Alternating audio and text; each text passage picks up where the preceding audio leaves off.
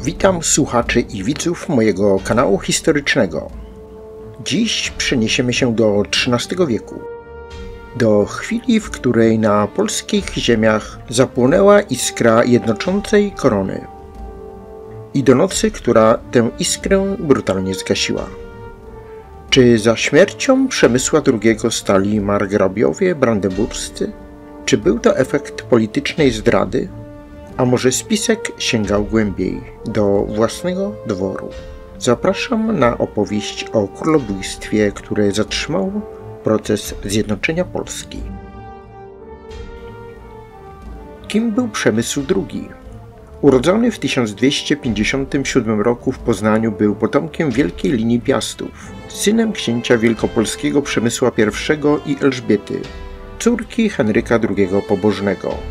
Już od najmłodszych lat wychowywany był w cieniu dramatycznych wydarzeń w czasach, gdy Polska rozbita na dzielnice krwawiła pod ciężarem ratobójczych walk, niemieckiej ekspansji i czeskich ambicji. Początkowo objął władzę nad Wielkopolską, jednym z najważniejszych i najlepiej zorganizowanych księstw ówczesnej Polski. Wyrósł na zręcznego polityka i silnego władcę, który umiał balansować między groźbą a układem, między mieczem a pieczęcią.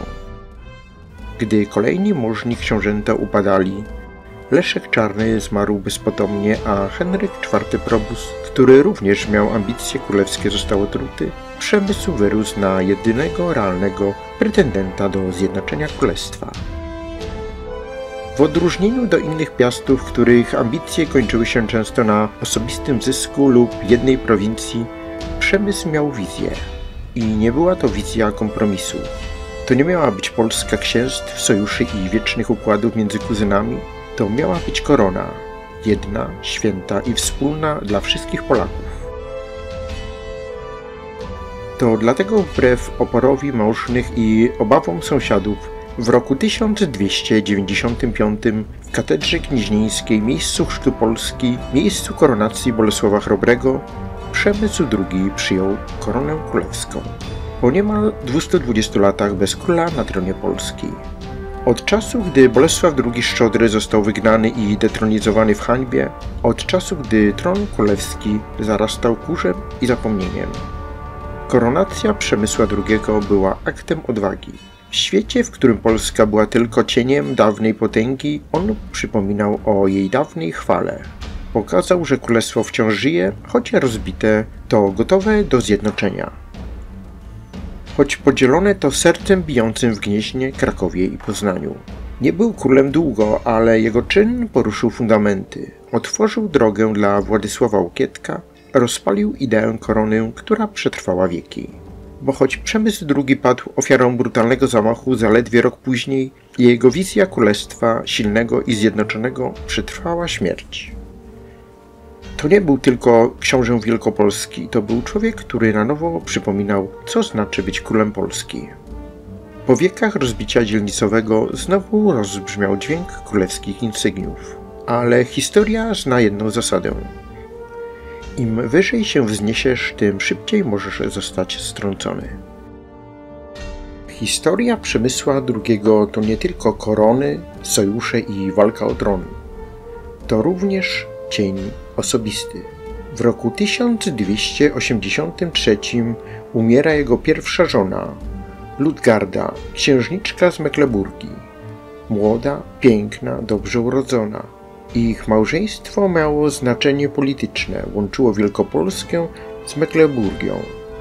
A jednak zakończyło się nagle, zbyt nagle. Według jednej z kronik roczniki kapituły poznańskiej Ludgarda została uduszona na rozkaz męża, ponieważ nie chciała żyć z nim, jak przystało małżonce. Słowa kronikarza brzmią zimno, surowo. Jakby chciał coś powiedzieć, ale musiał mówić półsłówkami.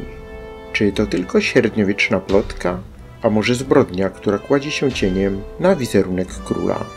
Jeżeli interesuje Was ta historia, opowieść o tajemniczej śmierci Ludgardy, dajcie znać w komentarzach, bo to intrygujący temat, ale na inną opowieść. Koronacja Przemysła była policzkiem dla margrabiów brandenburskich. Nie chcieli silnej Polski. nie chcieli króla, który odbudowuje potęgę Piastów, bo ich oczy spoglądały na Pomorze. Tymczasem Przemysł zawiera sojusze z arcybiskupem Jakubem Świnką i książętami kujawskimi. Zyskuje Pomorze Gdańskie, na które zachłannie patrzyli Krzyżacy i Brandenburczycy. Planuje kolejne kroki, być może nawet Unię z Małopolską. Brandenburczycy zaczynają działać. Tworzą siatkę szpiegów, przekupują dworzan, wysyłają emisariuszy. W 1293 roku Przemysł żeni się z Małgorzatą, córką margrabiego brandenburskiego. Próba dyplomacji, czy brzemienna w skutkach decyzja? Bo już wtedy mogła rozpocząć się intryga, cicha, mordercza, jak sztylet pod płaszczem.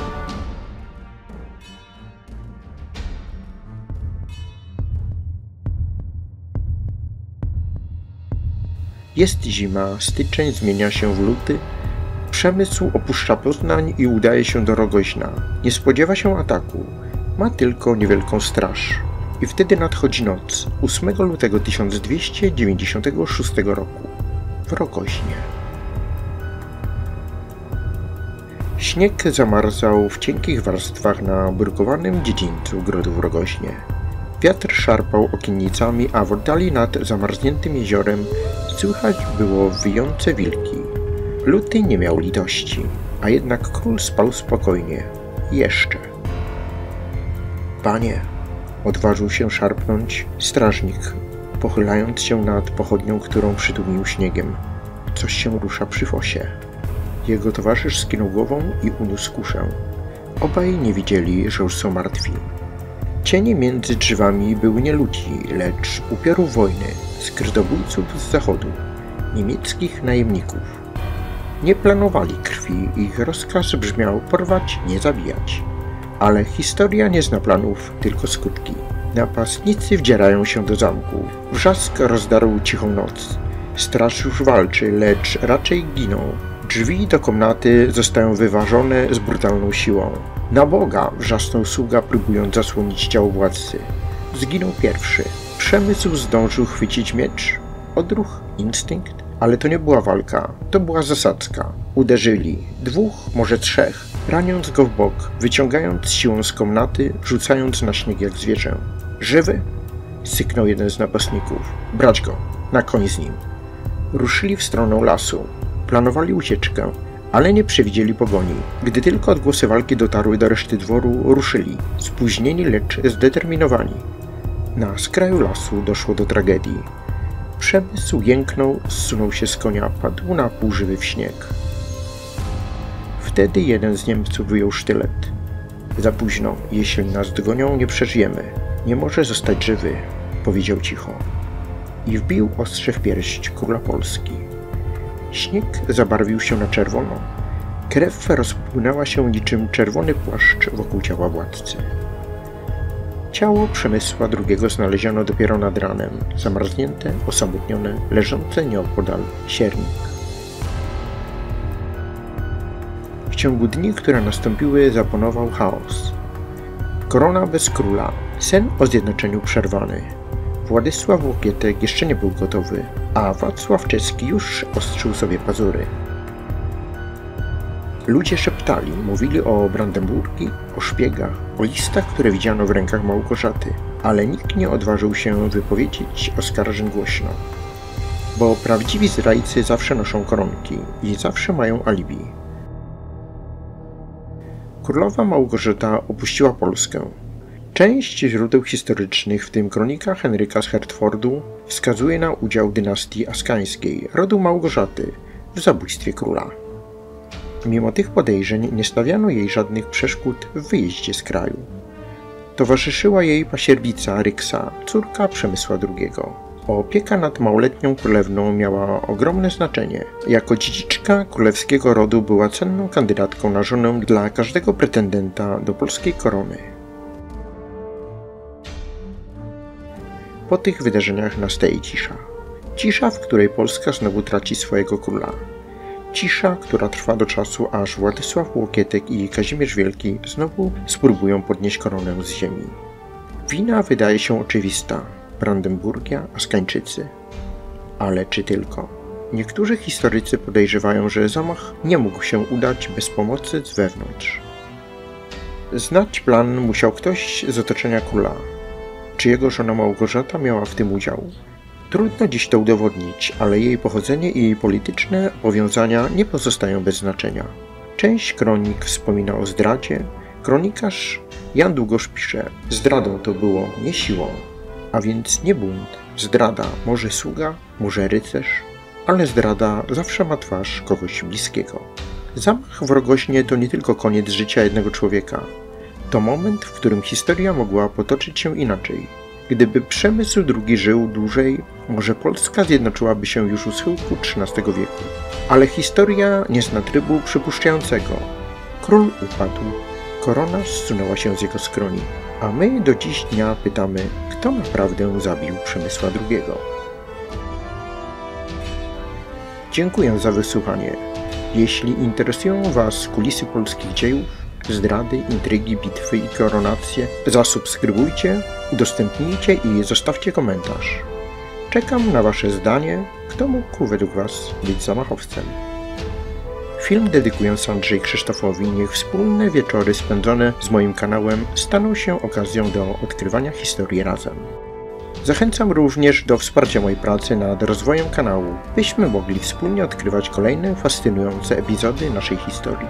5 zł miesięcznie to niedużo, ale zawsze miły gest doceniający moją pracę. Z góry dziękuję. Do usłyszenia w kolejnym odcinku.